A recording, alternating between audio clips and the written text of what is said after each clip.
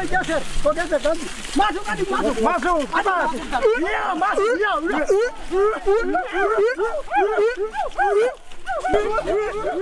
Kayu besi rawa sepanjang 17 meter ini disiapkan untuk membuat salib. Melihat panjangnya, timbul pertanyaan, siapakah yang akan disalib? Siapapun itu, pasti sesuatu yang lebih besar dari mereka. Tapi Frankie Woro, Casimilus Awe, dan warga suku Auyu di Papua Selatan ini tak akan melukai siapapun. Mereka memakai salib ini sebagai tanda perlawanan.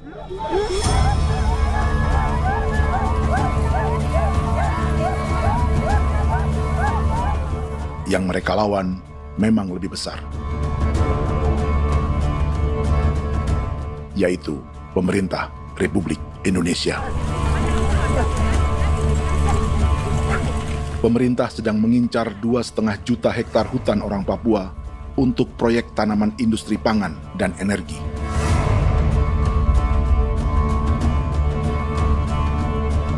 Ratusan kilometer dari salib orang-orang Auyu itu, orang Muyu sedang menyiapkan gerakannya sendiri. Tapi kali ini dalam bentuk sebuah pesta. Pesta yang disiapkan oleh marga Kimco Jinipju selama 10 tahun.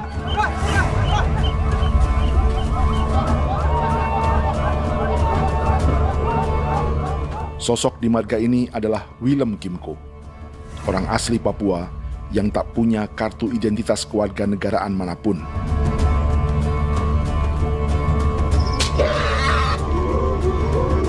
Pesta adat ini sudah cukup langka. Tak hanya di Papua, bahkan di kawasan Pasifik dan peradaban Melanesia. Awalnya bayarnya kalau pernah. Intinya hati kau dekat bipnuka, dan jitana ya kati kau beri barang dipo. Kau memang ambil kau kuning. Ada gagasan dan gerakan sosial di balik pesta orang-orang Muyu ini.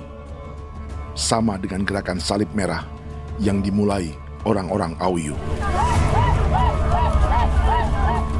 Salib ini akan menjadi yang terbesar dari 1.800 salib merah yang telah ditancapkan berbagai suku di Papua Selatan dalam 10 tahun terakhir.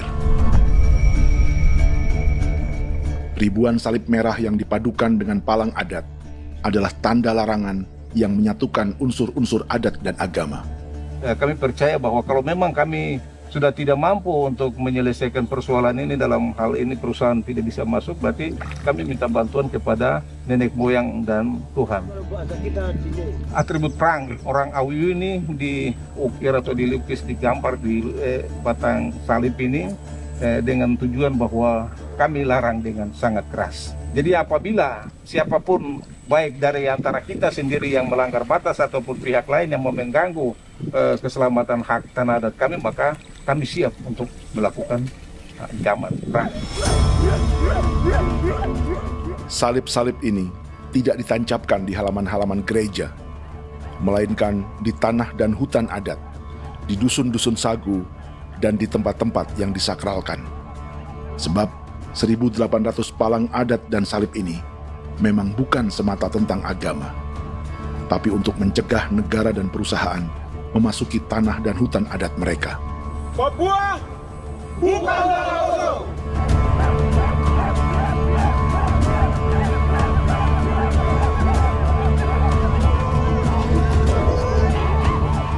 Di zaman TikTok ini, kami ingin menceritakan semua ini lewat film yang pendek.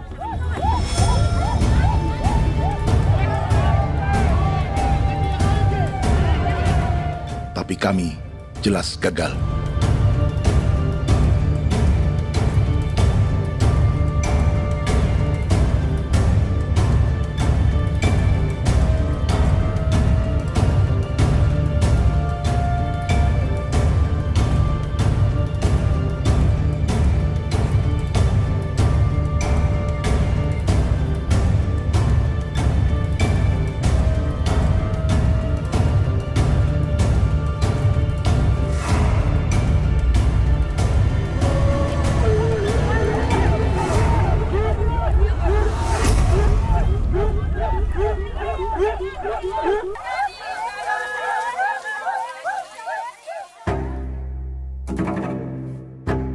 Di planet ini, ada 5 pemilik hutan hujan tropis terluas yang tersisa. Kongo di Afrika, Brazil, Peru, Bolivia, dan Indonesia.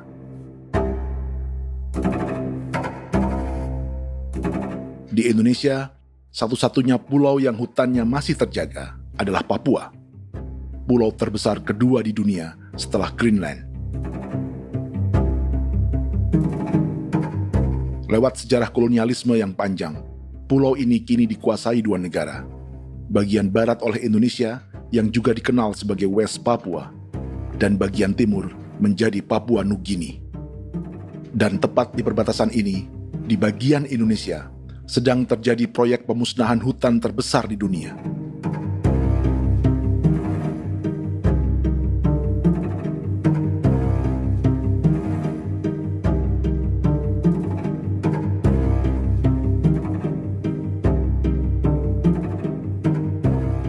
Pemerintah Indonesia sedang membuka lebih dari 2,5 juta hektar hutan untuk sawit, tebu, padi, dan peternakan. Ini disebut proyek strategis nasional untuk lumbung pangan dan energi yang jadi ambisi 3 presiden. Bagian terbesar direncanakan untuk mencetak sawah seluas 1,3 juta hektar. Lalu bagian lain akan ditanami tebu seluas 560.000 hektar untuk gula dan bioetanol. Setiap liter bensin di Indonesia akan dicampur bioetanol 10% atau E10. Ada 10 perusahaan di proyek ini, dan semuanya dimiliki oleh 1 keluarga saja. Berikutnya, ada areal sawit seluas 400.000 hektar untuk biodiesel.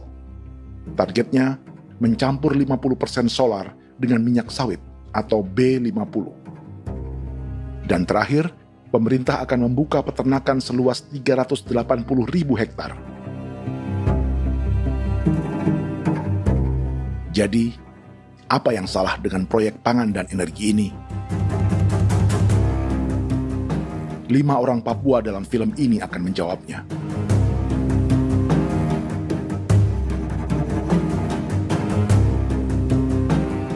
Yang pertama adalah Yasinta Moiwen dari suku Marin.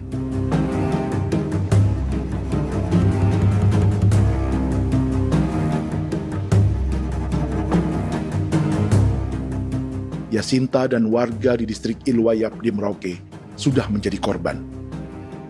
Hutan dan rawa sebagai sumber pangan dan ekonominya telah dihancurkan. Jalan sepanjang 135 km sedang dibuat, dan di kiri kanannya akan dicetak 1 juta hektar sawah. Mereka sulit menolak atau melawan. Salib sudah digeser, masih datang lagi dengan senjata mereka nih. Karena proyek ini juga dijaga tentara. Macam-macam senjatanya.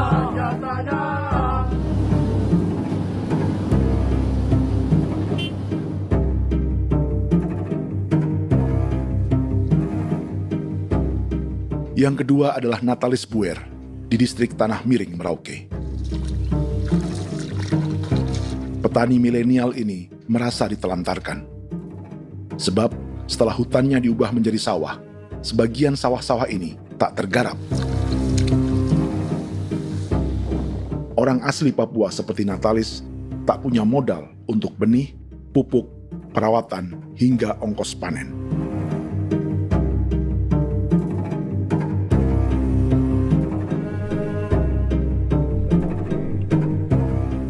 Orang ketiga adalah Vincent Kuipalo dari suku Yenan di distrik Jagebob, Merauke. Vincent dan suku Ye sedang menjadi korban. Hutan adat orang-orang Ye sedang dihancurkan untuk perkebunan tebu dan bioetanol. Tanah mereka juga diincar untuk markas-markas militer, pasukan yang akan menjaga proyek pangan dan energi ini.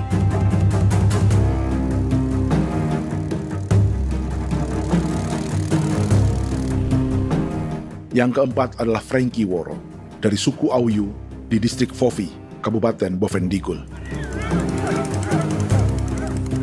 Hutan dan tanah mereka terancam perluasan perkebunan sawit untuk campuran biodiesel atau B50. Orang-orang dari suku Auyu ini adalah calon korban.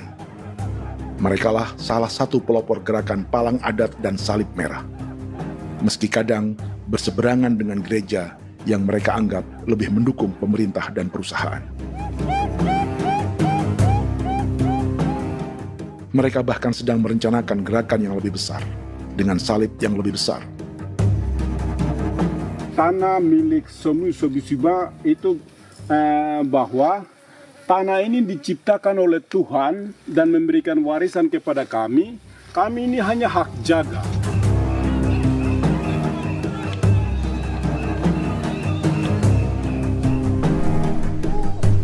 Sosok kelima adalah Willem Kimco dari suku Muyu di Bovendigul. Tokoh adat dari Muyu ini hidup di garis belakang proyek negara, sehingga belum menjadi korban. Tapi mereka sedang bersiap menghadapi segala kemungkinan. Tinggal di belantara dan perbatasan membuat sebagian mereka tak punya status kewarganegaraan. Tapi mereka telah hidup jauh sebelum ada Indonesia atau Papua Nugini.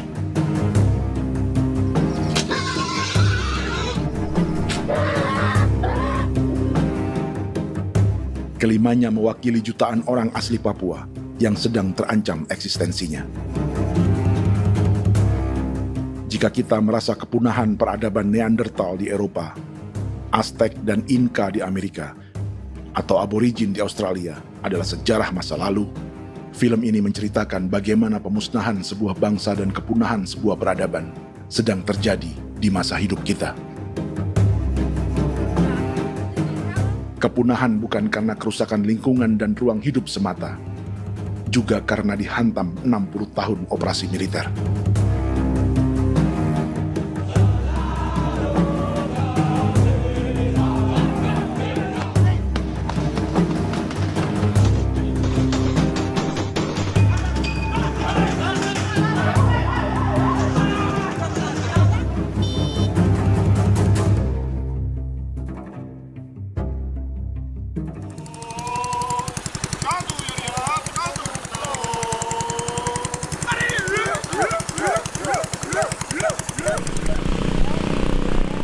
Frankie Woro dan orang-orang Auyu sedang berburu. Tapi lokasi perburuan mereka mulai dikuasai perusahaan perkebunan sawit.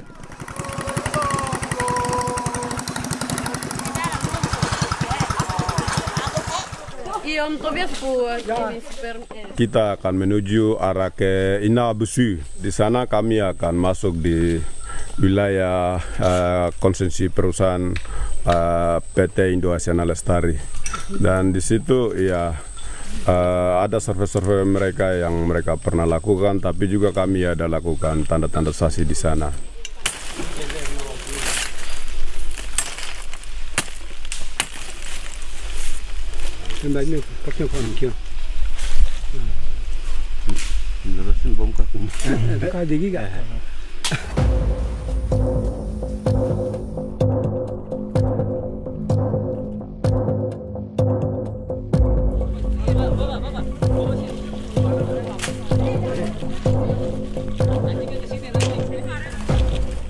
Dapat dengan yang induknya, tapi karena induknya dia lari dan terlambat kerja, akhirnya yang bisa kita dapat dia punya anak ini saja. Ini kalau pakai bahan kayak hasil.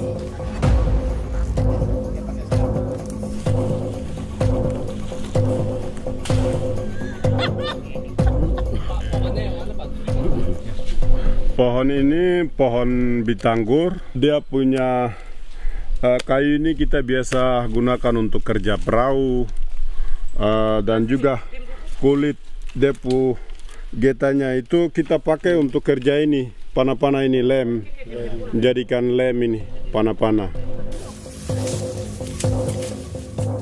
Hutan ini adalah supermarket bagi suku Auyu.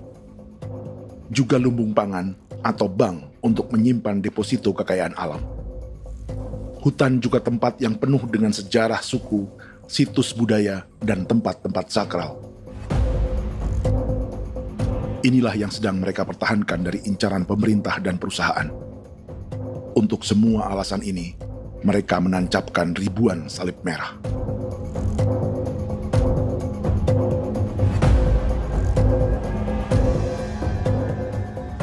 Tapi dari kampung, warga suku Auyu memberi kabar pada Frankie tentang intimidasi oleh aparat negara agar mereka melepas tanah ke perusahaan sawit dan berhenti memasang palang adat dan salib merah. Ada beberapa titik yang saya sudah siap, tetapi di sini emergensi dari saya, terutama di Kampung Sokangon, PT Damai Timber. Dia mengganggu saya dengan menggunakan kekerasan maupun pihak hukum. Dan kemarin saya ada pernyataan penolakan secara resmi, tapi masih tetap dengan menggunakan pihak hukum untuk masuk, untuk harus dituntut saya untuk harus diterima perusahaan itu. Kita di situ ada 15 marga, tetapi 15 marga juga tidak setuju. Marga-marga siapa yang terima dan marga-marga mana saja yang menolak. Nanti kita lihat dari pertimbangan itu, dan di situ dan kita undang mereka untuk bicara dengan kami. Sebagai sosok yang aktif dalam gerakan, warga Auyu terus memberi informasi lapangan kepada Frankie yang tak selalu berada di kampungnya. Izin pernyataan yang mereka paksa saya untuk tanda tangan itu, tapi sementara saya tidak tanda tangan. Data semua ada di tangan saya. Ya. Baik, kalau gitu itu lebih bagus karena tanda tangan itu yang berbahaya. Iya. Tanda tangan itu yang lebih berbahaya karena sekarang ini modern dan canggih, dan itu yang mereka biasa pakai untuk tipu muslihat. Mereka biasa pakai itu di tanda tangan itu. Betul. Dari Bambisa juga di Sofi yang dia masuk untuk memaksakan kami marga untuk harus menerima perusahaan itu. Tapi kemarin kami sudah menolak. Babinsa nama Bosco. Babinsa di sini nama Bosco. Itu yang sekarang strategi militer yang sekarang mereka pakai. Jadi yang penting masyarakat itu yang benar-benar mau menolak siap dukung ketua marga siapa yang nanti tampil. Ini adalah peta konsesi sawit untuk biodiesel dalam proyek strategis nasional. Dan di distrik Fofi inilah, orang-orang Auyu hidup dari sungai dan hutan. Tapi Frankie di Bovendigul masih lebih beruntung. Setidaknya dibandingkan Yasinta Moyen di Merauke yang sudah kehilangan hutan dan rawanya.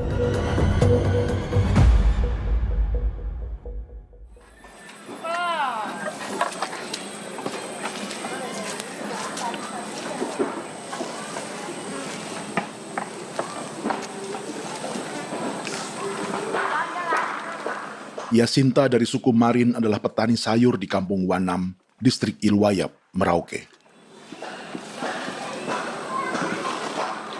Memanfaatkan lahan yang ada, ia berkebun dan menjual hasilnya ke pasar kampung. Ini ekonomi warga di Wanam untuk menghasilkan uang, lalu memberi barang kebutuhan yang tak bisa mereka produksi sendiri. Tapi kehidupan sebenarnya ditopang oleh ekosistem hutan dan rawa. Inilah sumber pangan utama dan peradaban mereka.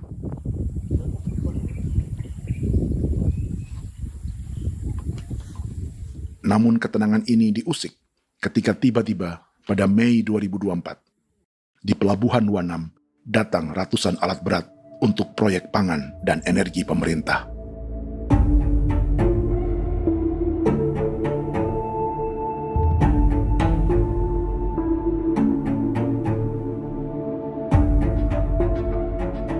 Kami masyarakat setempat kami tidak tahu.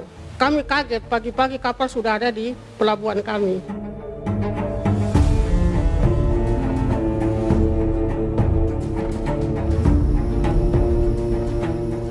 Yasinta Moywen atau Enrika Gebze dan warga lainnya tak pernah diajak bicara atau dimintai pendapat. Seakan-akan Papua adalah tanah kosong. Kita suka kaget yang dong bawa turun alat berat dong bawa turun, kita kaget masyarakat. Dorang subongkar itu kayu-kayu.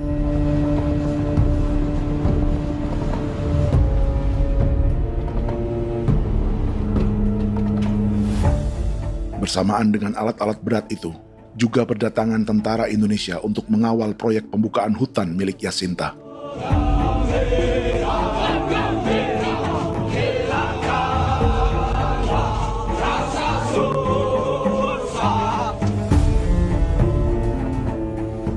Ribu alat berat didatangkan dari Cina ke Papua oleh perusahaan bernama John Lin Group sebagai kontraktor pemerintah. Ini disebut sebagai pesanan eskavator terbesar di dunia dengan nilai 4 triliun rupiah.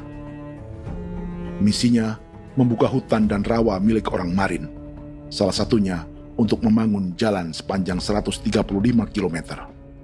Sementara di kiri kanannya akan dicetak sawah yang ditargetkan seluas 1,3 juta hektar.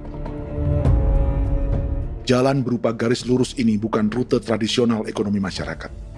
Jalan ini akan menghubungkan kawasan perkebunan sawit dan tebu di sebelah timur, juga untuk mobilisasi pasukan militer.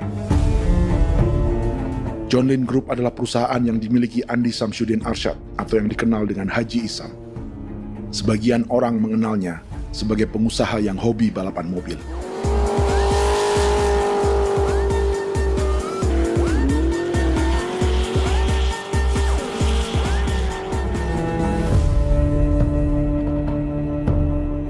Tapi di Kalimantan, ia berbisnis batu bara, perkebunan sawit, pengolahan karet, penerbangan, perkapalan, dan biodiesel. John Lin Group kini juga menjadi pemilik perkebunan tebu dan pabrik gula terbesar di Indonesia. Sayapnya melebar dari Kalimantan hingga ke Bombana, Sulawesi Tenggara. Perkebunan tebu, pabrik gula, dan industri bioetanol inilah yang juga sedang dikembangkan di Papua. Foto ini adalah momen ketika Isam bersama kerabatnya, Menteri Pertanian Amran Sulaiman dan Menteri Pertahanan Syafri Samsudin meluncurkan program biodiesel atau B50 di Kalimantan Selatan. B50 artinya setiap 1 liter solar, 50%-nya akan dicampur minyak sawit. Perusahaannya, PT John Lin Agroraya, menjadi salah satu pemainnya.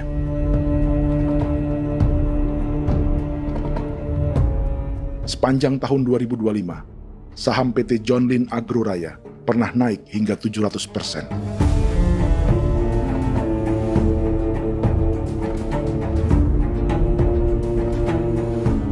Perusahaan sawitnya yang lain, PT Pradiksi Gunatama, sahamnya bahkan pernah naik 4.000% hanya dalam 1 tahun. Dari harga saham ini saja, nilai kekayaan keluarga Isam diperkirakan mencapai 100 triliun rupiah lebih, menjadikannya salah satu keluarga terkaya di Indonesia dan salah satu pemain penting industri bioenergi. Dan di Papua Selatan inilah sebagian sawit-sawit untuk mendukung program B50 akan ditanam. Inilah tanah orang-orang Wambon, Muyu, Marin, Yei, atau Auyu seperti Frankie Wor.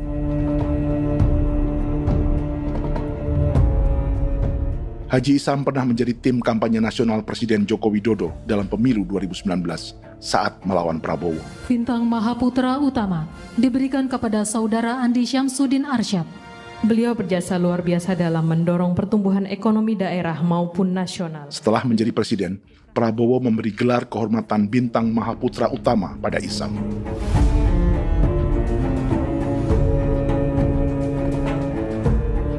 Sejumlah menteri Prabowo, juga kerabat dan orang-orang yang pernah bekerja di perusahaan Isam.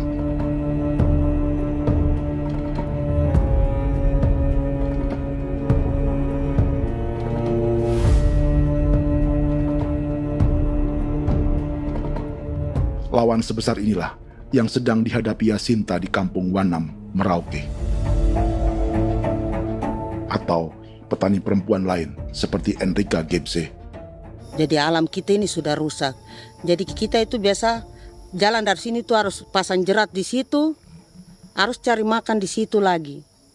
Itu tempat-tempat itu pasang-pasang jerat, tempat babi, rusa, sekarang sudah tidak ada lagi.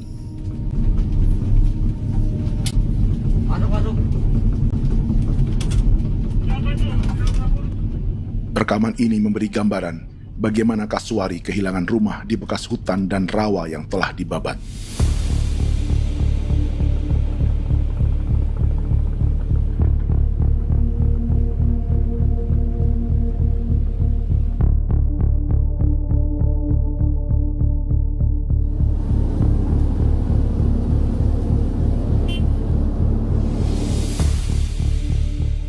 Keterlibatan tentara dalam proyek pangan dan energi di Papua memakai dalih bahwa ancaman terhadap negara kini tak hanya perang secara militer,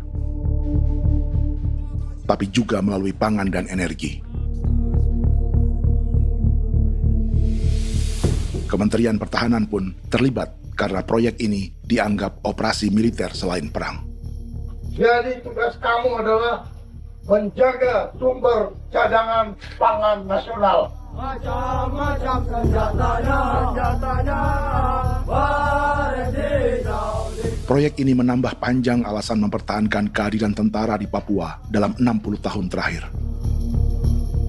Saat ini, jumlah tentara Indonesia di Papua mencapai 56.000 personel, atau ada 1 tentara untuk setiap 100 orang Papua.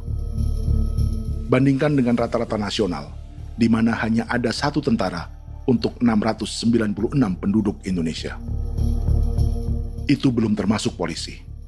Artinya, 1 orang Papua dijaga lebih banyak senjata dari rata-rata penduduk Indonesia. Tanah dan hutan diambil secara sepihak untuk kepentingan pembangunan batalion dan bandar antariksa. Ini bentuk perampasan masyarakat. Penolakan kehadiran markas-markas militer terjadi di sejumlah tempat di Papua. Tak hanya karena trauma dan ketakutan, juga karena mengambil tanah-tanah adat.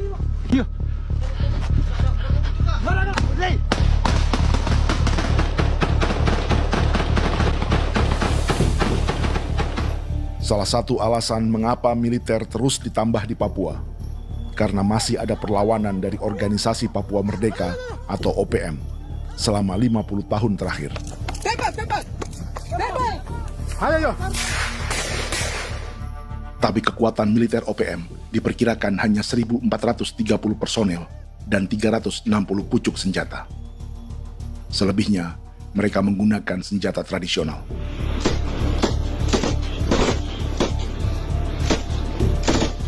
Dengan demikian, kekuatan tentara dan polisi di Papua 58 kali lebih besar dari gerilyawan Organisasi Papua Merdeka.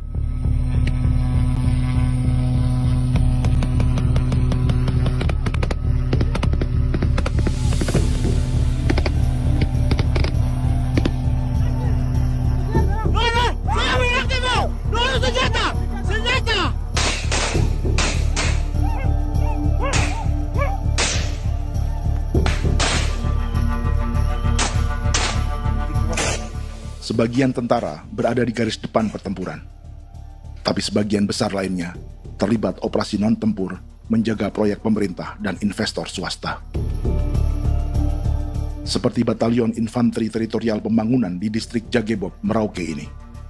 Lokasinya bersebelahan dengan konsesi lahan tebu untuk gula dan bioetanol milik PT Murni Nusantara Mandiri.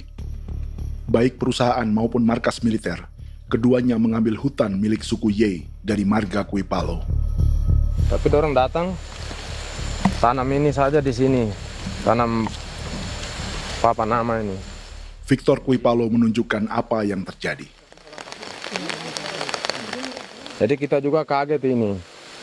Nah, kalau ini papan nama ini memang ini papan nama ditanam tapi bukan haknya mereka yang ini. Ini hak kami di sini, hak dusun kami, marga Kuipalo yang punya hak dusun ini. Setelah memasang patok, alat berat mulai bekerja untuk membangun markas militer di tanah orang Ye.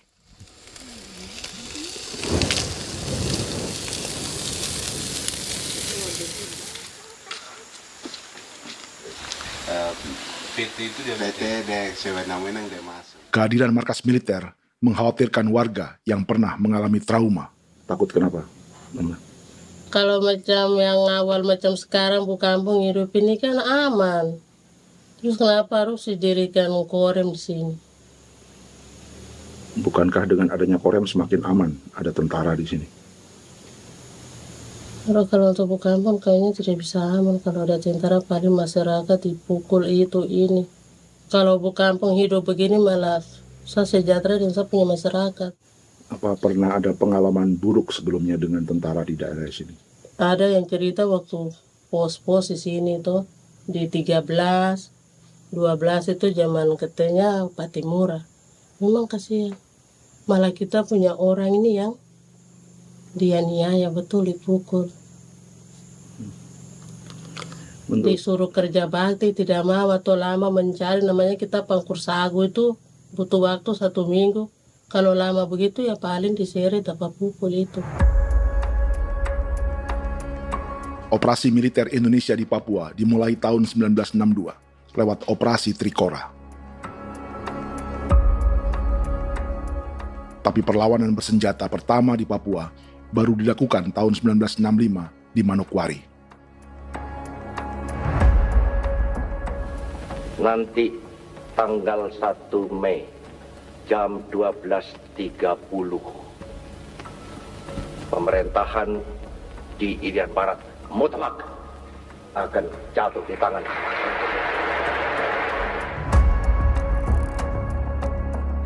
Sejak itu, selama 60 tahun, operasi militer untuk menaklukkan Papua terus dilakukan.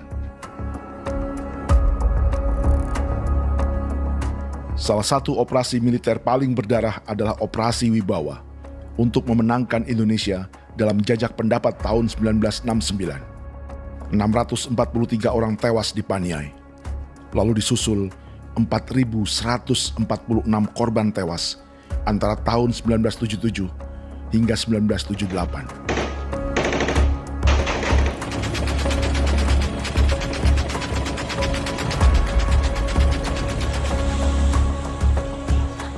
Operasi militer ini menimbulkan gelombang pengungsian hingga kini. Dewan Gereja Papua mencatat 103.000 orang menjadi pengungsi pada tahun 2025 dan nyaris tak diberitakan media-media Jakarta.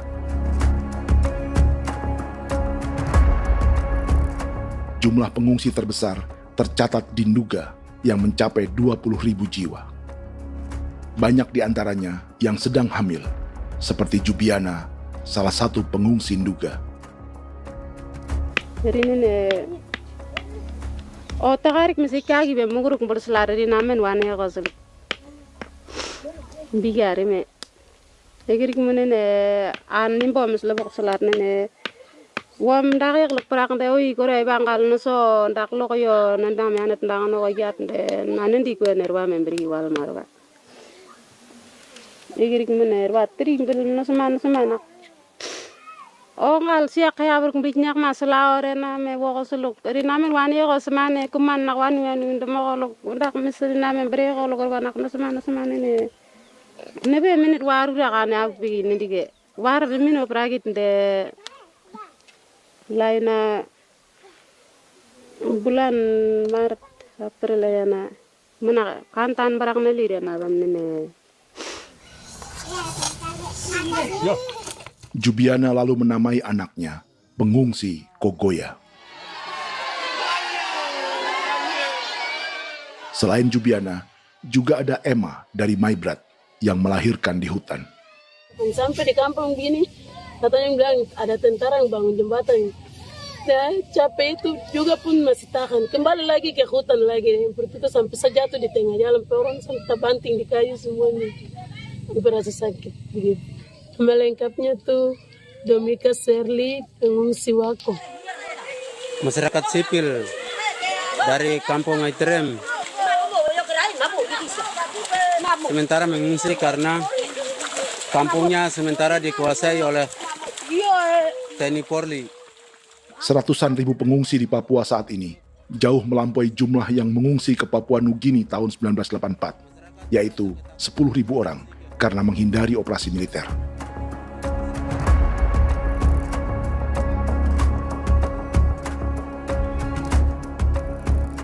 Bersamaan dengan operasi militer, eksploitasi sumber daya alam Papua juga dilakukan sejak masuknya tambang emas dan tembaga Freeport pada tahun 1967.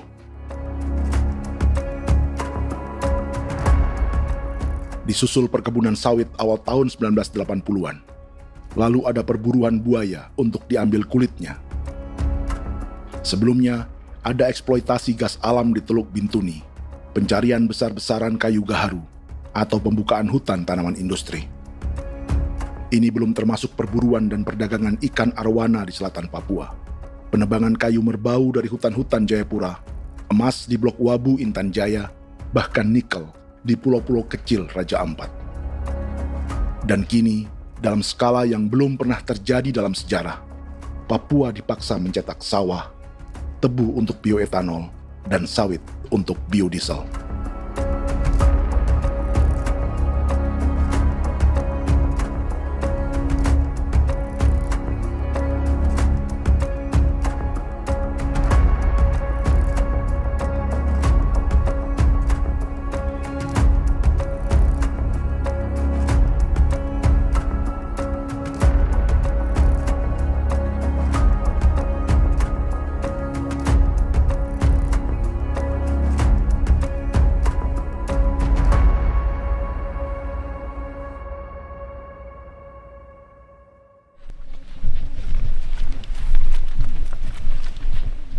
Inilah yang sedang menimpa keluarga Vincent dan Victor Kuipalo di Merauke.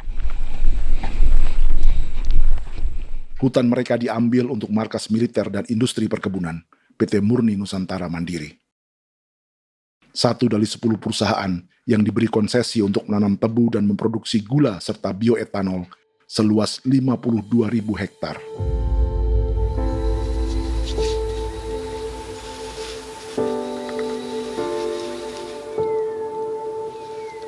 Perusahaan ini dianggap mengambil hutan dan tanah orang-orang Ye, terutama marga Kuipalo, yang memiliki hak adat terhadap 2.300 hektar hutan.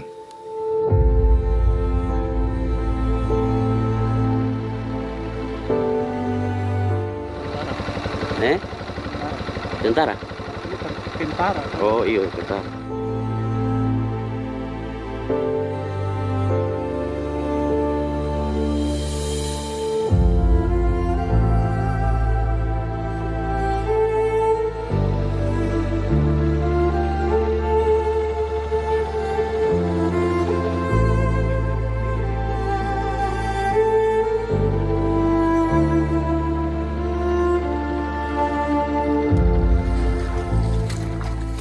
Keluarga Kuipalo sedang melihat apakah perusahaan semakin mengancam tanah mereka. Dan kekhawatiran itu terbukti. Iya, makanya tadi saya bilang ini dari sini saja dekat ini sudah masuk di dalam ujung lapang ini. Ini hutan, yang ini hutan yang orang ada bongkar sekarang ini. Ini sudah punya alat sudah dekat ini. Dekat sekali ini. Ini di sini. Nacau, kelapa itu yang jalan lama, jalan setapak ini. Dari udara, terlihat alat-alat berat semakin mendekati tanah orang-orang Ye, marga Kuipalo.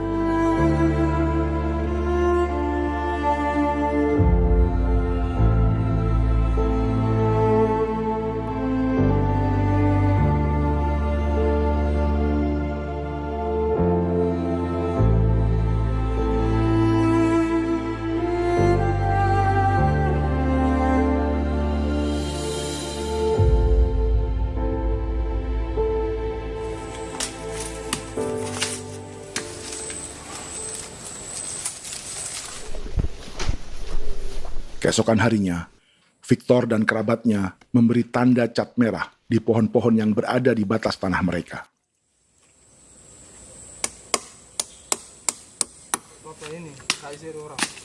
Tapi tanda peringatan adat ini tak diindahkan perusahaan.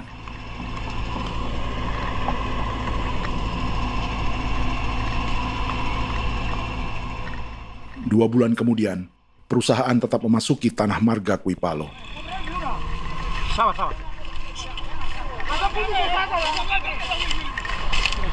Kami manusia, kau lihat. Tapi sudah sakit hati sekali saya katakan tadi. Ini sama baik kalau tidak berubah lagi tangan, kami juga punya tangan. Hanya beda rambut. Mister itu juga. Woi. Buka. Tidak.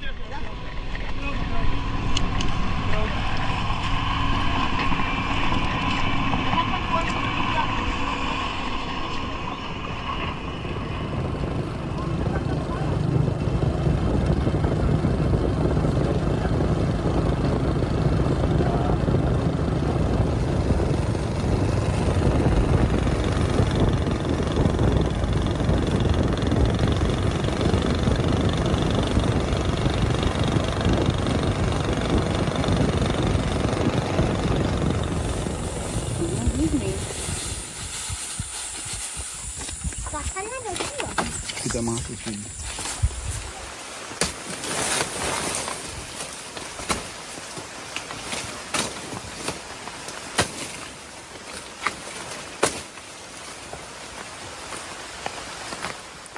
Jadi ya untuk itu seperti saya katakan tadi, apakah lebih baik kita tidak usah ada kan atau bagaimana, kita pisahkan,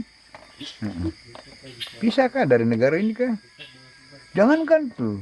Saya kemarin bicara sama Daniel, datang sama saya dengan persoalan Kodam ini. Saya bilang Pak Daniel, kalau lebih baik saya ngungsi ke Papua Nugini. Dia bilang, aduh Bapak jangan begitu. Ya memang, kalau tidak bisa menghargai kami, lebih baik pilihan yang itu yang saya memilih. Lebih baik saya pindah dari sini. Saya mengungsi ke Papua Nugini, di negara tetangga. Masih di laut. Apa? Oh, ini. Sampai saya bilang sama Kapolsek Pak Agustus ini, 17 Agustus saya tidak kasih naik bendera merah putih. Saya bendera ada, nanti saya taruh di meja. Bendera saya ada. Karena saya punya pikiran percuma kita ini merasa bahwa kita hidup di bawah naungan merah putih. Ternyata merah putih tidak lindungi kami. Tidak anggap kami sebagai kami rakyatnya. Dia lambang negara. Dan kami menghargai lambang negara itu. Ternyata lambang negara ini, kita bernaung di bawah lambang negara ini, kita tidak dilindungi. Hak kita tidak dihargai.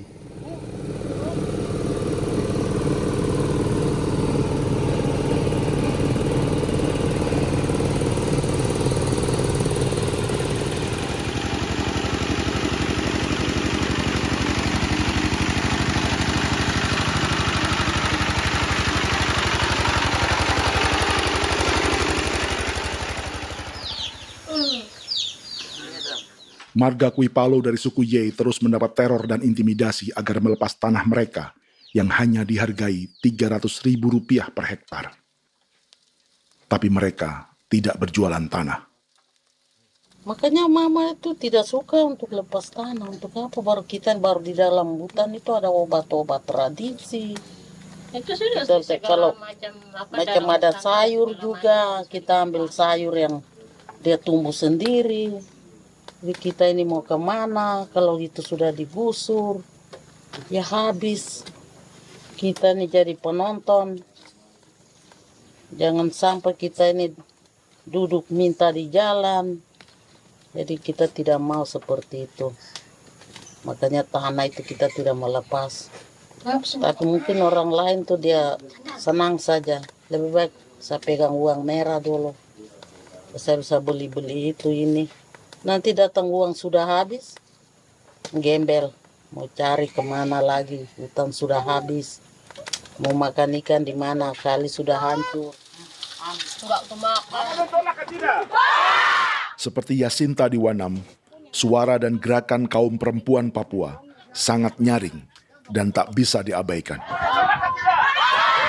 Saya sebagai perempuan tolak untuk perusahaan masuk di sini. Karena kalau saya terima anak-anak saya mau dikemanakan, mau tinggal di mana. Apapun yang terjadi saya tetap tolak. Demi tanah ini saya akan berjuang, demi saya punya anak-anak. Yang katanya mengutamakan anak Papua, nyatanya yang kerja kebanyakan ya orang-orang Jawa. Dan sendiri orang Jawa, tapi bukan mau bicara yang tidak-tidak. Memang kenyataannya seperti orang-orang Papua itu diterbelakangkan, kurang diutamakan, gitu.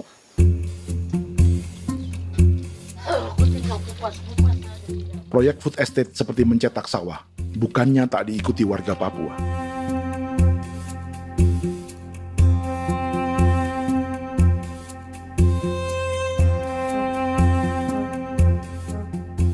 Salah satunya Natalis Buer di distrik Tanah Miring, Merauke.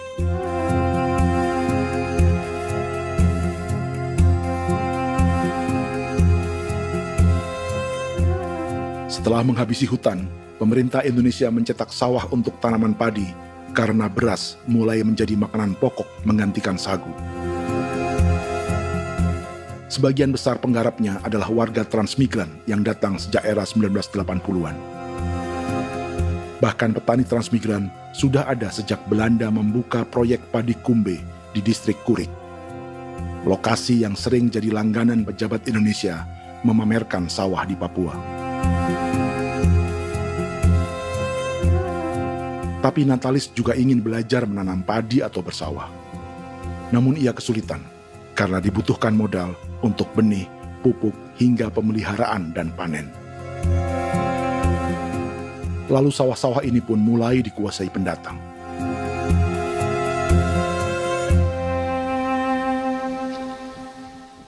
Tapi sejauh ini di kampung kami ini yang saya lihat memang ada kelompok kami punya di sini yang sudah tergabung dalam Gapoktan, kemudian masuk dalam optimalisasi lahan. Tapi baru saya anak asli yang punya lahan di sini. Mereka tidak punya. Pemerintah dalam hal ini adalah Kementerian Pertanian bersama-sama Kementerian Pertahanan yang dalam hal ini pada garis di bawahnya adalah TNI Angkatan Darat, memberikan support yang maksimal kepada masyarakat khususnya di Merauke dalam rangka. Saya kemarin habis 9 juta. 9 juta ya? Iya, 9 juta karena dia sudah tidak dipakai toh. Ya. Dia sudah. Perempuan Papua seperti Filomena juga mau bertani. Pemerintah memberi bantuan Rp900.000 per hektar lewat program optimalisasi lahan atau OPLAH. Tapi dibanding biaya produksi dan harga jual gabah, Filomena mengaku berkali-kali rugi dan kini memutuskan tak lagi menggarap sawahnya. Terus kita harus cari uang untuk kombe. Betul. Karung kita beli. Karung beri sendiri lagi. Tenda kita beli. Ini dari yang offline ini don tidak siapkan. Tidak ada. Tidak ada ya, jadi mama don sendiri. Itu yang saya udah bilang, 900.000. Itu modal untuk kerja sawah ini. Mulai dari kerja sampai nanti panen. Panen. Wih, ngeri sekali. Iya, lucu toh? Tidak dapat itu. Betul, Mam. Dong maksud begini. Kalau disuruh tanam ubi berhektar-hektar, mari datang. Kita tahu cara rawatnya bagaimana, Iya. tanamnya bagaimana, tanam model bagaimana supaya hasilnya model begitu. Kita tahu. Kalau yang ini kan kita baru belajar. Sebagian hutan milik warga Senayu di Merauke sudah dibuka untuk sawah dan kebun tebu oleh PT Global Papua Abadi. Proyek pertanian ini dikerjakan oleh Kodim Merauke. Mereka melepas sebagian tanah karena ingin belajar bertani. Saya punya nenek moyang tidak ajar saya tanam padi. Tapi saya mau berubah. Generasi saya yang berikut ini besok lusa tidak bisa makan pisang, sagu. Ada apa? Namun program optimalisasi lahan yang dijanjikan dengan berbagai bantuan tak dirasakan Filomena. Obat rumput beli, obat padi beli, jonder kita bayar, bahkan bibit masih kurang, cari bibit lagi beli. Jadi saya memang kalau program pemerintah saya sama sekali saya tidak suka. Baku tipu saya.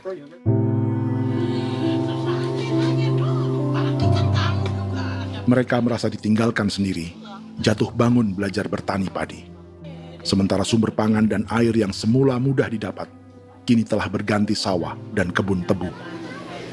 Dulu kita masih bisa jalan, nanti masak di kali, pakai air kali. Minum pakai air kali. Sekarang, kok mau masak?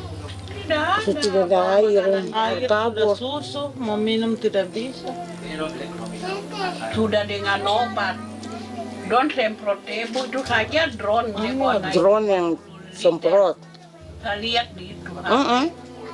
Jadi kita bukan drone yang terbang di atas untuk disemprot. Iya, ada semprot obat. Dong lempar pupuk di bawah ya dia mengalir ke kali. Mengalir ke kali, ke rawa-rawa.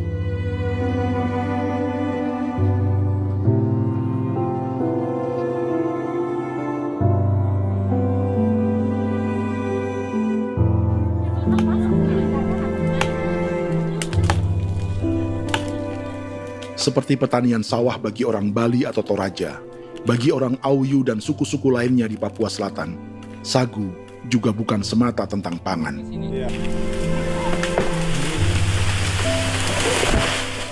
Bagi orang Auyu dan Marin, sagu adalah kerabat, sosok orang tua, sosok nenek moyang yang harus dijaga dan dilindungi. Lagi bikin apa mama ini mama? Pakai toko itu sagu.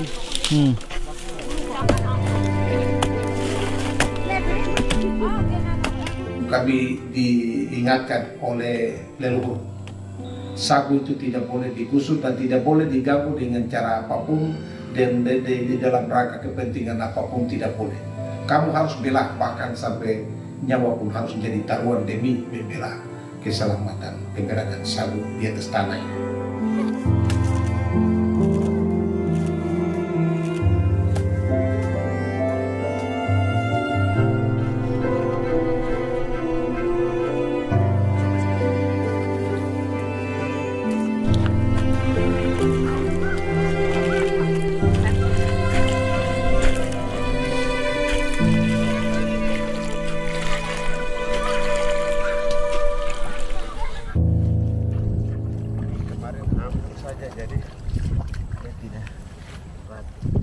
Menurut Natalis, pemerintah di Jakarta mendefinisikan lumbung pangan semata urusan beras dan mencetak sawah. Sebenarnya orang Papua itu bukan tidak bisa bertani. Kami tanam ubi itu bagian dari pertanian. Nah, pertanian yang dimaksud oleh pemerintah itu harusnya selalu, itu kalau bisa pemerintah harus spesifikkan. Pertanian apa yang dimaksud? Pertanian tanam padi atau pertanian tanam ubi, petasan dan lain-lain. Ini yang harus dispesifikkan dulu. Begitu, sehingga tidak menjustifikasi kami orang asli Marin bahwa kami tidak bisa bertani. Bukan. Kami buka kebun besar-besar di sana, bahkan bermeter-meter, ratus-ratus meter pakai sekop, bukan pakai ekskavator, tapi ini pakai skop. Itu pertanian, begitu. Bagi Natalis, alih-alih memaksimalkan sawah-sawah yang sudah ada untuk petani Papua, pemerintah selalu membuka hutan baru, seperti dikerjakan perusahaan John Lynn Group dan melibatkan tentara. Padahal, sejarah keterlibatan militer dalam proyek food estate atau cetak sawah adalah sejarah kegagalan yang bertubi-tubi 4 presiden selama 30 tahun terakhir.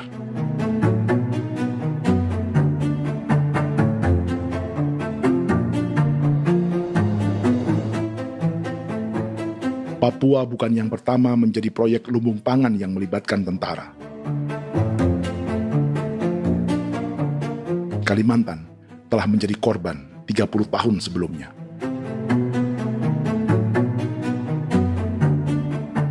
Ini adalah bekas hutan yang sudah dibuka di Pulang Pisau, Kalimantan Tengah.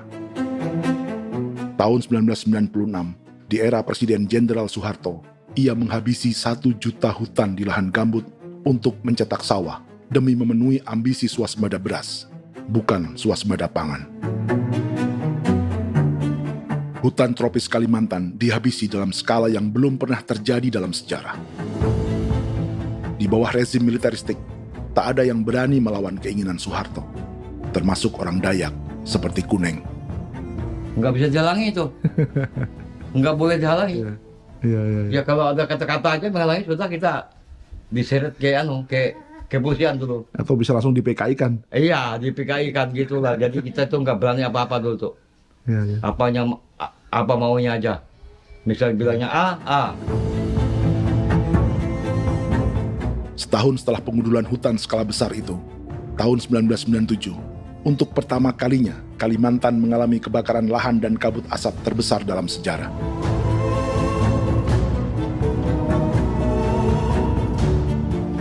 Sebagai ilustrasi, ini kondisi kabut asap tahun 2015.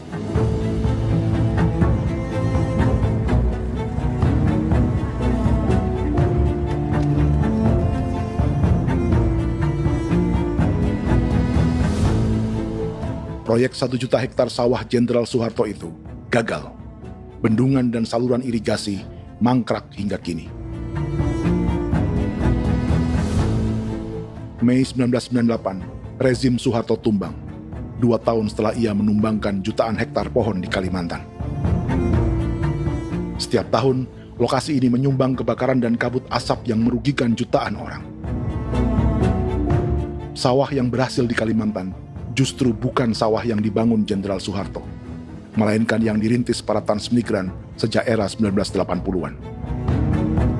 Sawah-sawah inilah yang ikut digarap oleh militer di era Presiden Joko Widodo. Dan hasil dari proyek food estate Presiden Jokowi itu sama sekali jong nih, nggak ada harapan lagi sudah seperti ini. Tapi Jokowi terus memperluas area food estate hingga 16.000 hektar. Presiden Jokowi juga menyerahkan urusan lumbung pangan ini kepada Prabowo yang saat itu menjadi Menteri Pertahanan. Salah satunya di Kabupaten Gunung Mas, Kalimantan Tengah, untuk membuka perkebunan singkong seluas 31.000 hektar. Food estate singkong Jenderal Prabowo ini dimulai dengan membuka 600 hektar hutan di Tawai Baru. Proyek singkong untuk bioetanol ini pun dijaga tentara. Dan seperti Jenderal Soeharto, proyek Jenderal Prabowo ini pun gagal.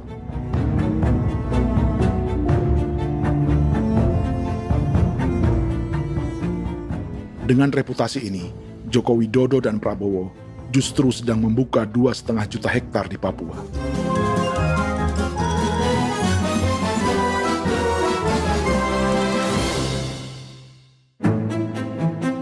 Setelah Jenderal Soeharto, Presiden Jenderal Susilo Bambang Yudhoyono juga mencoba membuka food estate di Papua sejak tahun 2010. Namanya Merauke Integrated Food and Energy Estate atau MIFE. Proyek ini juga gagal. Lalu di lokasi yang sama, Jokowi berusaha meneruskan dengan proyek mencetak sawah 1,2 juta hektar yang juga gagal. Sekarang yang paling siap adalah 1,2 hektar. Yang 1,2 juta hektar. Dan kini, Prabowo yang pernah gagal dengan 600 hektar singkong di Kalimantan justru akan mengulangi di Papua dengan skala 2,5 juta hektar. Di daerah Papua pun harus ditanam kelapa sawit supaya bisa menghasilkan juga BBM dari kelapa sawit. Dalam setiap proyek pangan dan energi di Papua, yang lebih menonjol bukan tanaman pangannya, melainkan untuk energi atau bahan bakarnya. Sawit untuk biodiesel dan tebu untuk industri bioetanol. Ada 10 perusahaan yang diberi konsesi hingga 0,5 juta hektar untuk tebu.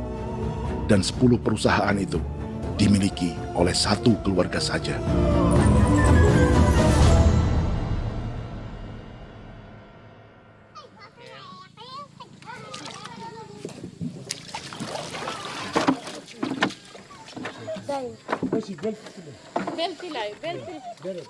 Para perempuan Auyu di Bovendigul akan berangkat memancing. Priska Beni membantu menyiapkan perahu.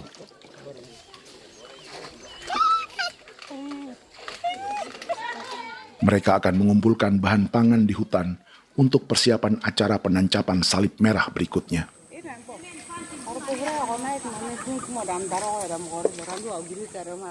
Priska sudah mengambil posisi memancing.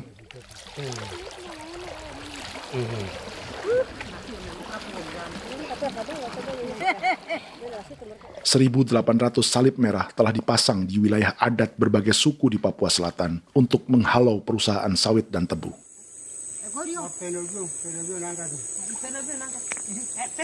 Maria Tebung yang paling muda datang membawa hasil. 2 ekor ikan gastor alias gabus toraja. Sebagai generasi Z, pendidikannya sampai sekolah dasar. Di perusahaan perkebunan seperti sawit atau tebu, ijazah SD hanya bisa menjadi buruh kasar. Tapi ia tak tertarik. Karena kita hidup itu dari alam, kita pancing, juga di darat, bawa anjing, terus bikin pagar sagu, dapat babi, bawa baru kita makan. Jadi kita tidak mau perusahaan masuk. Kita tidak akan terima. Sementara Priska Beni masih mencari peruntungan. Tapi baginya, menjadi nelayan di Sungai Fofi masih lebih baik daripada bekerja 9 tahun di perkebunan sawit. Sudah pengalaman, jadi kita tidak mau lagi. Sudah berapa lama ketika kerja itu? Selama di sana. 9 tahun di sana. 9 tahun? Saya baru pulang dari perusahaan. Selama 9 tahun kerja di sawit, bisa punya rumah kah? Atau Tidak. motor kah? Tidak. Johnson kah? Tidak. Cuma makan saja. Pendapatan juga kan tidak lebih. Habis dimakan.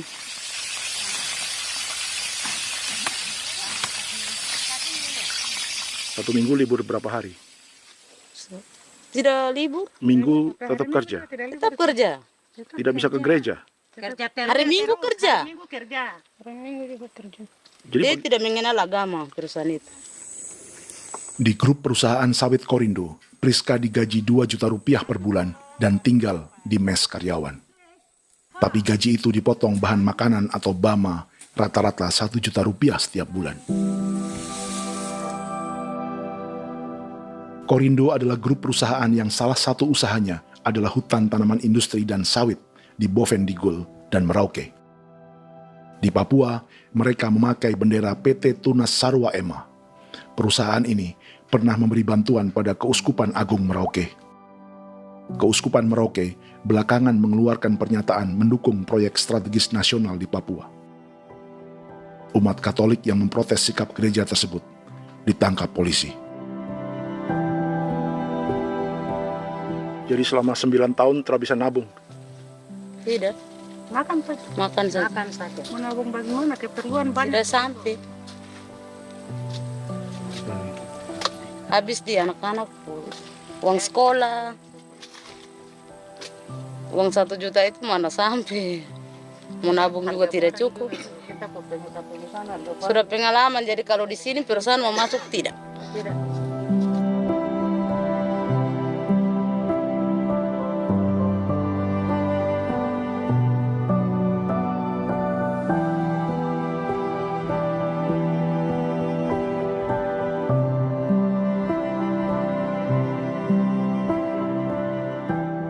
Dan menu makan siang seperti ini agaknya sulit bagi buruh sawit atau tebu yang digaji 2 juta rupiah per bulan. Generasi Z seperti Maria Tebung atau generasi milenial seperti Priska Beni punya matematika ekonominya sendiri. Sawit untuk biodiesel atau tebu untuk bioetanol tak akan ada bedanya bagi mereka.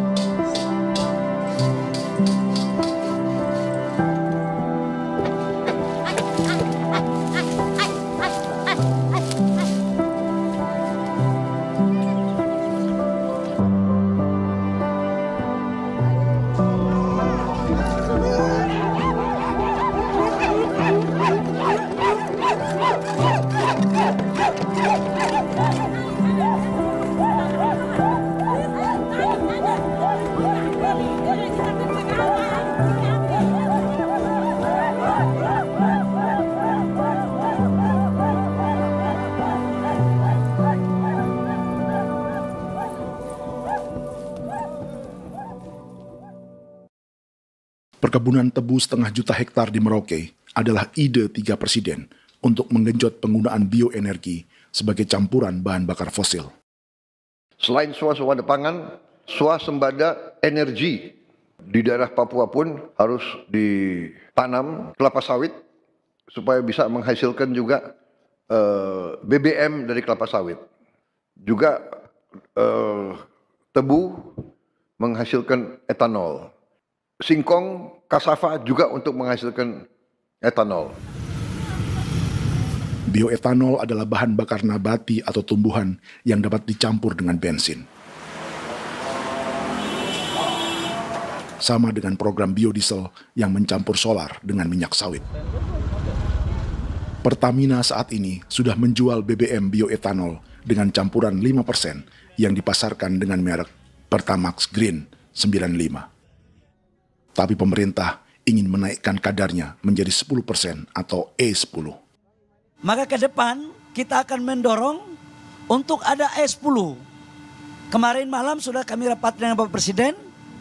Bapak Presiden sudah menyetujui untuk direncanakan mandatori 10% etanol. Idenya untuk mengurangi ketergantungan pada bahan bakar fosil yang diimpor dan menimbulkan polusi.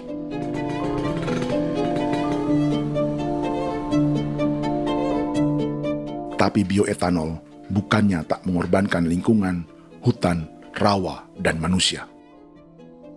Karena program E10 membutuhkan 7,3 miliar liter bioetanol, maka lahan yang dibuka untuk menanam tebu bisa mencapai 1,3 juta hektar. Sementara saat ini, luas perkebunan tebu di Indonesia hanya 500 sampai 600 ribu hektar. Artinya, butuh lahan baru hingga 800 ribu hektar untuk menanam tebu. Dan 500 ribu hektar diantaranya sedang dibuka di Papua. Hutan yang tadinya untuk menumbuhkan pangan, berubah jadi tanaman untuk bahan bakar di jalanan. Kecepatan pulihnya hutan beradu dengan jumlah dan kecepatan kendaraan di jalanan.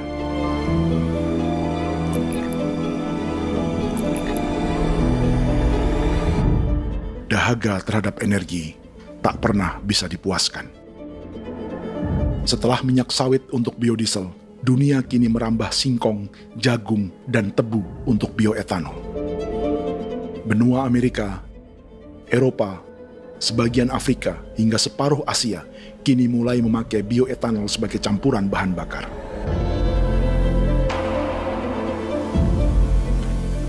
Selain perebutan lahan, masa depan dunia juga dibayangi semakin mahalnya harga pangan karena persaingan antara perut manusia dengan tangki kendaraan. Ini adalah lokasi perkebunan tebu dan bioetanol PT Murni Nusantara Mandiri yang mengancam tanah Vincent Quipalo dan orang-orang Ye di Merauke. Beberapa kilometer di selatan adalah PT Global Papua Abadi yang mengancam tanah orang-orang Muyu dan Marin. Dua perusahaan ini adalah bagian dari 10 perusahaan yang mendapat konsesi lahan untuk tebu dan bioetanol di Merauke. Batas konsesi mereka bahkan sama dengan batas negara Indonesia dengan Papua Nugini. Salah satu ciri bahwa peta konsesi ini dibuat di Jakarta dari atas meja. Sama seperti kolonial Inggris dan Belanda ketika mereka membagi Pulau Papua dengan garis lurus pada abad 19. Seakan Papua adalah tanah kosong. Bedanya, meski peta konsesi ini mengatur batas 10 perusahaan, tapi perusahaan-perusahaan ini sebenarnya dimiliki oleh satu keluarga saja. Ini nama 9 dari 10 perusahaan tebu dan bioetanol di Merauke, Papua. 99% saham mereka dimiliki sebuah perusahaan bernama PT Merauke Nusantara Manis. Sementara 1% sisanya dimiliki PT Merauke Gula Mandiri. Tapi saham kedua perusahaan ini dimiliki PT Merauke Sugar Group. Dan perusahaan ini 90% sahamnya dimiliki pengusaha bernama Angelia Bonaventure Sudirman serta perusahaan bernama Zico Trust dan Resource Harvest. Lalu 10% lainnya dikuasai PT Papua Energi Abadi yang pemiliknya adalah Dudi Christian dan Angel Madeline. Sekarang, mari kita lihat siapa mereka. Angelia Sudirman adalah keponakan dari salah satu konglomerat sawit Indonesia, Martias Fangiono. 9 perusahaan di Papua ini berada di bawah bendera Merauke Sugar Group. Dan Merauke Sugar Group hanya satu dari 7 grup perusahaan milik keluarga Fangiono.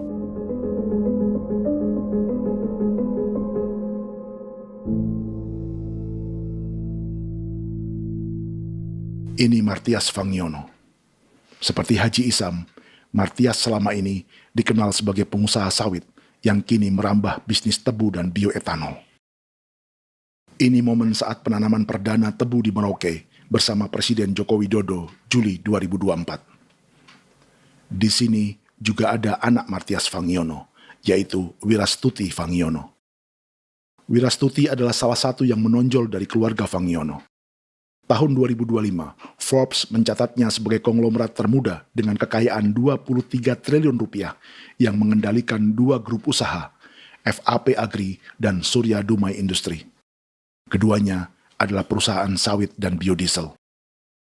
Anak dan bapak ini adalah investor utama bagi Jokowi dan Prabowo untuk proyek tebu dan bioetanol di Papua.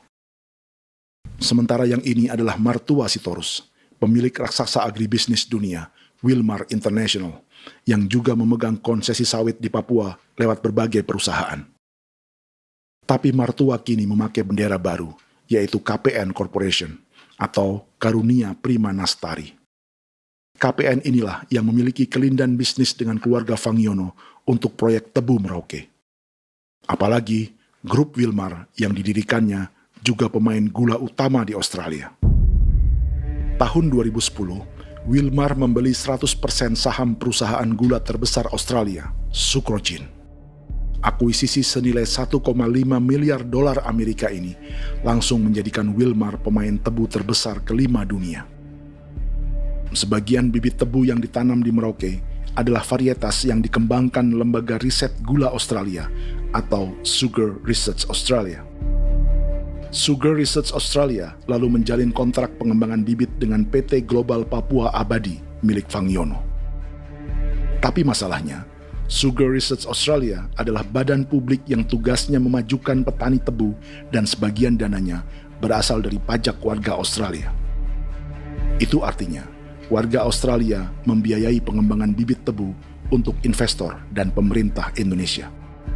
Dokumen ini menunjukkan bahwa lembaga yang dibiayai warga Australia itu pernah memiliki kontrak penyediaan bibit dengan PT Global Papua Abadi milik keluarga Fangiono. Kontrak itu baru berakhir pada November 2024. Artinya, saat Presiden Jokowi dan keluarga Fangiono menanam bibit tebu pada Juli 2024 ini, kontrak itu masih berlaku. Nama lain dalam keluarga ini adalah Siliandra Fangiono, yang pada tahun 2024 dijuluki Raja Sawit Termuda dengan kekayaan 39 triliun rupiah dalam catatan Forbes. Ia mengendalikan grup First Resources. Secara umum, keluarga Fangiono memiliki 20 perusahaan di Sumatera, 32 perusahaan di Kalimantan, 1 di Jakarta, 2 di Singapura, dan 25 perusahaan di Papua. Di Papua, perusahaannya tersebar dari Sorong, Mapi, hingga Merauke. Para politikus dan pejabat Indonesia terus membesarkan konglomerasi, meski Martias Fangiono pernah divonis 1,5 tahun penjara karena kasus pembalakan liar dan kebun sawit ilegal tahun 2007. Sementara tahun 2022, Wilmar terlibat kasus korupsi ekspor minyak sawit dan divonis mengembalikan kerugian negara 11,8 triliun rupiah. Tumpukan uang ini disebut sebagai pembayaran dari grup Wilmar yang diterima secara simbolis oleh Presiden Prabowo pada Juni 2025 lalu. Tapi peran raksasa biodiesel dan bioetanol dunia ini belum akan surut di Indonesia. Bahkan sebaliknya. Sebuah dokumen presentasi bisnis dari Wilmar International Limited pada tahun 2010 ini bisa menjadi petunjuk. Presentasi ini bagian dari proses pembelian 100% saham raksasa tebu Australia, Sucrogin. Dalam presentasi ini, Wilmar mengaku ditawari konsesi lahan 200.000 hektar di Papua, atau dulu disebut Irian Jaya, untuk menanam tebu. Dengan penerbangan hanya 2,5 jam dari kantor Sucrogin di kota Townsville ke Merauke, Wilmar akan mengawinkan bisnis gula dan bioetanolnya menjadi pemain dunia. Dan lokasi yang diincar oleh Wilmar adalah distrik Ilwayap di Merauke, kampung halaman Yasinta Moiwen. Dan persis disinilah, 14 tahun kemudian, ribuan eskavator John Lynn Group milik Haji Isam mulai membuka hutan sebagai kontraktor pemerintah. Presentasi dan gagasan ini dibuat oleh Wilmar pada Juli tahun 2010. Sebulan kemudian, Agustus 2010, pemerintah Presiden Susilo Bambang Yudhoyono meluncurkan proyek Lumbung Pangan dan Energi Merauke atau Merauke Integrated Food and Energy Estate. Targetnya membuka lahan 1 juta hektar dalam 5 klaster, yang masing-masing 200.000 hektar. Angka yang sama dengan presentasi Wilmar. 5 tahun kemudian, 2015, giliran Presiden Joko Widodo yang mau melanjutkan proyek pangan dan energi 1,2 juta hektar. Menjelang pensiun sebagai presiden, Jokowi kembali menggencarkan proyek ini dan melibatkan Prabowo sebagai Menteri Pertahanan. Jokowi lalu mendukung Prabowo sebagai presiden berpasangan dengan anaknya, Gibran Rakabuming Raka sebagai wakil presiden. Kini, setelah menjadi presiden, giliran Prabowo yang melanjutkan proyek bioetanol dan biodiesel dengan memobilisasi militer dan melibatkan pejabat-pejabat yang juga para elit partai koalisinya.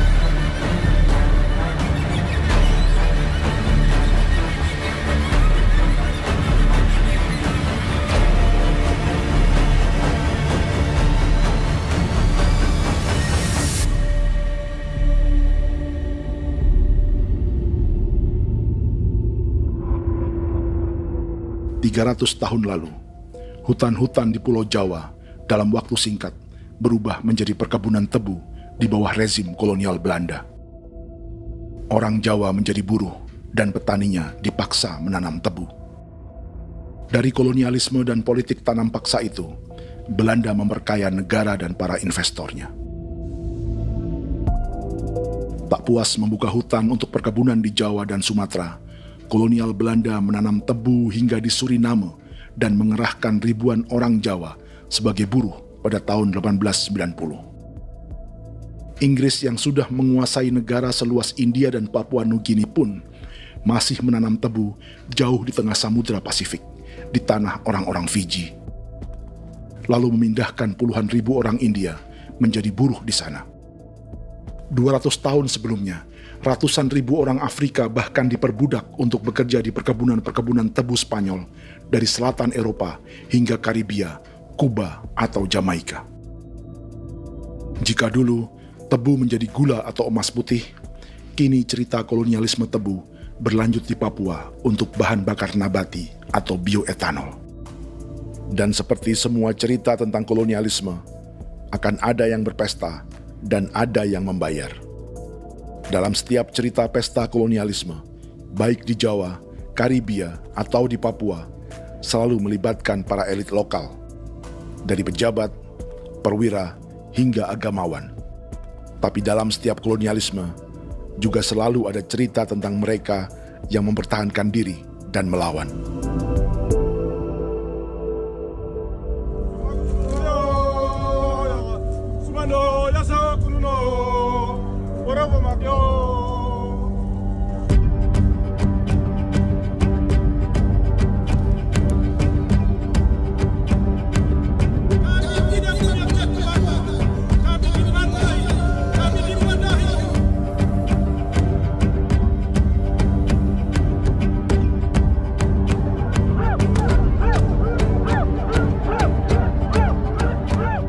Dalam sejarah Gereja Katolik banyak pemimpin-pemimpin yang adalah tanda petik itu adalah Judas-Judas juga. Jadi itu sudah pasti karena itu adalah manusia.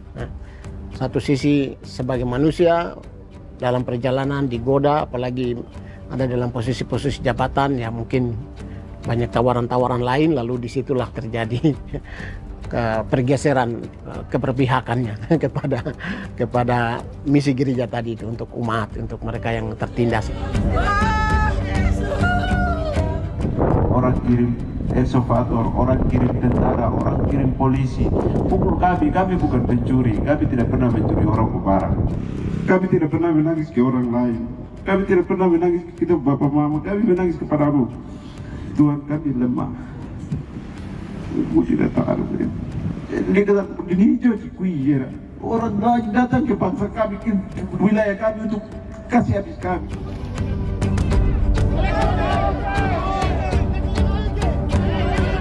Ya Hakimam Dehi, Ya Hakimam Dehi, Bono Ya Hadikul Dehi, Bono Ya Hadikul Dehi.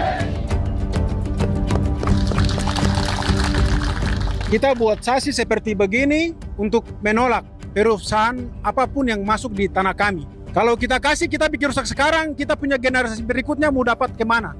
Jadi kita nyatakan sikap di sore hari ini, kami tolak. Apa yang dilakukan pemerintah untuk PSN adalah kejahatan. Pemerintah bagian dari kejahatan, aktor perusak dan pembunuh terhadap negara, terhadap alam, hutan, terhadap manusia. Jadi negara jadi aktor pembunuh. Jadi Pilatusnya siapa? Negara, pemerintah Jakarta ini. Tanah Wiu bukan tanah kosong. Masyarakat adat kami jaga. Perusahaan tolak. Biar asal.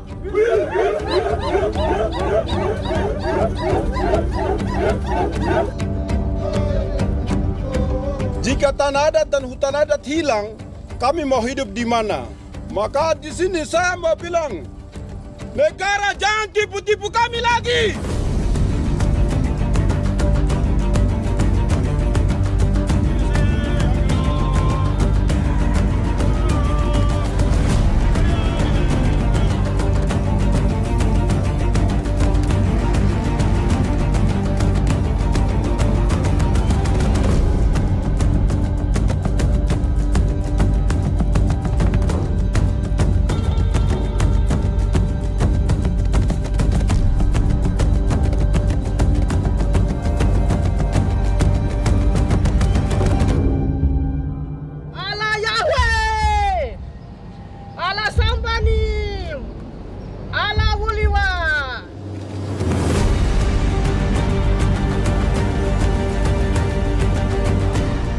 Kalau kami dianggap orang Papua itu bagian daripada Republik ini, tolong hargai kami. Dengan adanya PSN, PT, John Lindrup yang sudah menerobos tanah kami dan hutan kami, merusak alam kami. Itu yang kami datang ke Jakarta jauh-jauh dari Papua. Kami mau bersuara kepada Bapak Presiden Prabowo Subianto, di mana keadilan untuk masyarakat Papua. Tolong lihat masyarakat Papua yang sudah mati. Kami bersepakat menyatakan, 1. Gereja-gereja di Indonesia mendukung masyarakat adat yang menolak proyek strategis nasional di tanah Papua. 2. Gereja-gereja di Indonesia menolak militerisme dan otoritarianisme di Indonesia.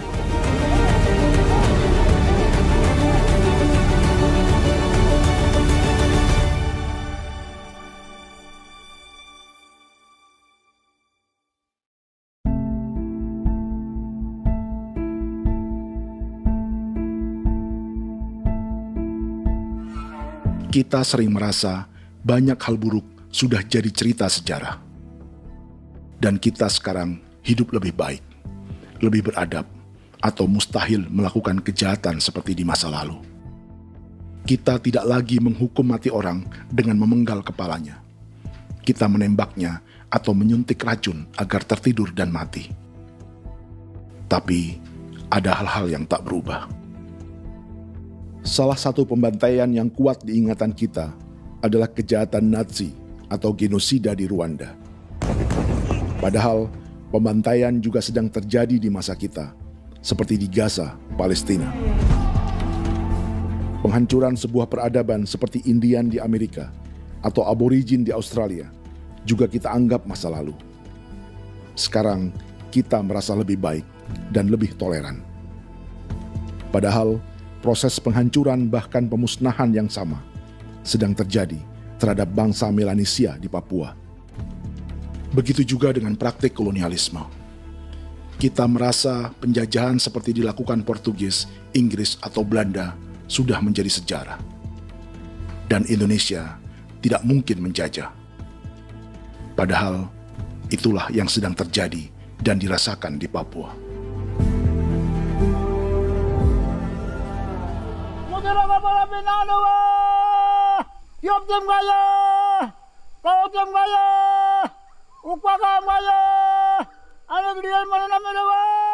Jalannya sejarah ini disadari Willem Kimco di pedalaman Bovendigol, Papua. Hidup terpencil dan tak tersentuh urusan negara bukan berarti selalu aman.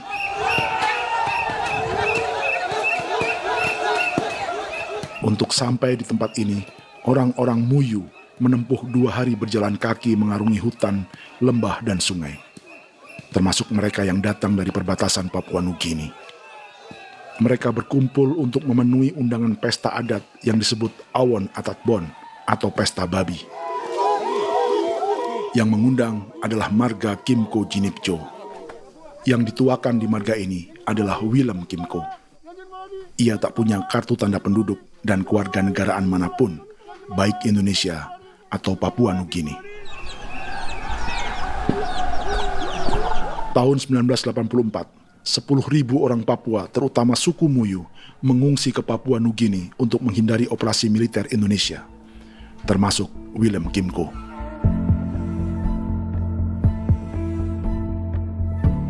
Apa yang membuat pesta adat ini istimewa?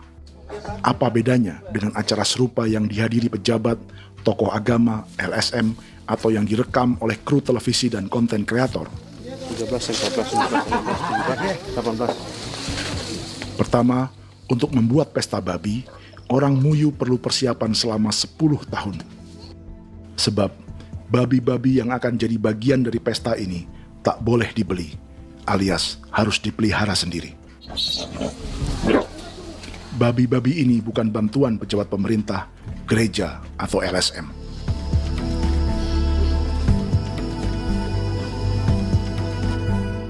Yang kedua, babi-babi ini tidak dipelihara di kandang.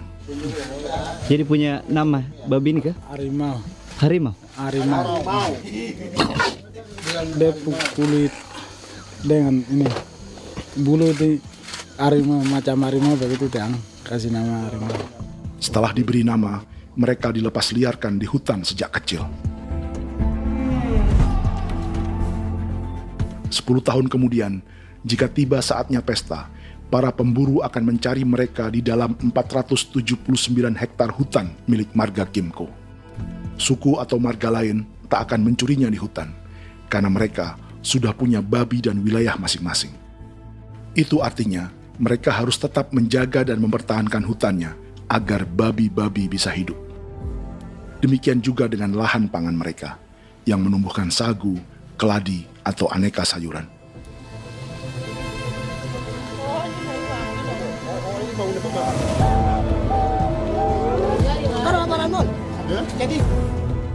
Yang ketiga, dalam Awon Atatbon atau pesta babi, binatang ini tidak dimakan secara gratis. Setiap marga atau klan dalam suku Muyu akan membayar jerih payah tuan rumah menjaga hutan dan memelihara babi.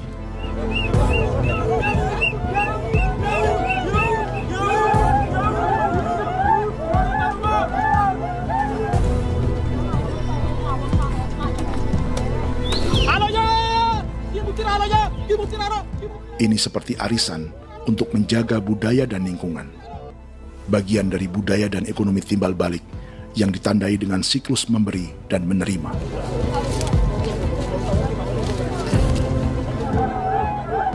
Ini juga cara orang Muyu membangun dan memperluas aliansi. Awon bet begul bet, ulan yau kando bet, asat bet anani, asat bet jenek liga anani, oh ando amte anani, menini tena jaga, kepo kemo ko di mana, kepo kemo mayat nih, kep tetek no mayangul, kep kanin bet wini ke iftore wen, ne tena ya kadek me, oke, kepo nanti kutok kemo, kepo kepasak kutok nani, kene man gini wane wanjo, koko kati bolon jalbeng, koko kuning bolon jal. Jika Willem Kimco dan marganya bisa menjaga hutan dan wilayahnya, marga lain ikut diuntungkan sebagai sebuah ekosistem. Demikian juga sebaliknya. Alasan keempat, mengapa pesta babi ini memiliki tempat khusus dalam peradaban orang Muyu, karena Willem Kimco khawatir peradaban mereka akan punah, menyusul ancaman terhadap ekosistem dan hutan. Setiap marga atau klan harus mengkonsolidasi diri dan membangun aliansi.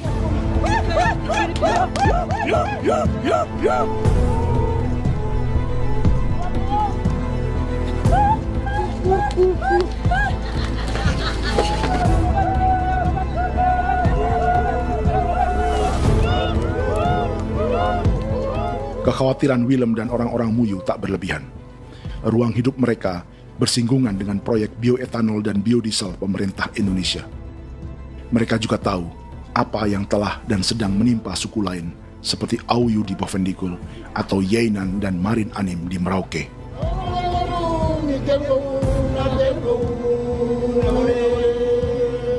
Jika suku-suku lain menggunakan palang adat dan salib merah sebagai gerakan perlawanan, orang-orang Muyu memakai pesta babi untuk mempersiapkan diri dan konsolidasi. Sebab, berbeda dengan saat mengungsi tahun 1984, kali ini yang datang ke tanah orang-orang Muyu tak hanya tentara, juga alat-alat berat bersama para pebisnis pangan dan energi.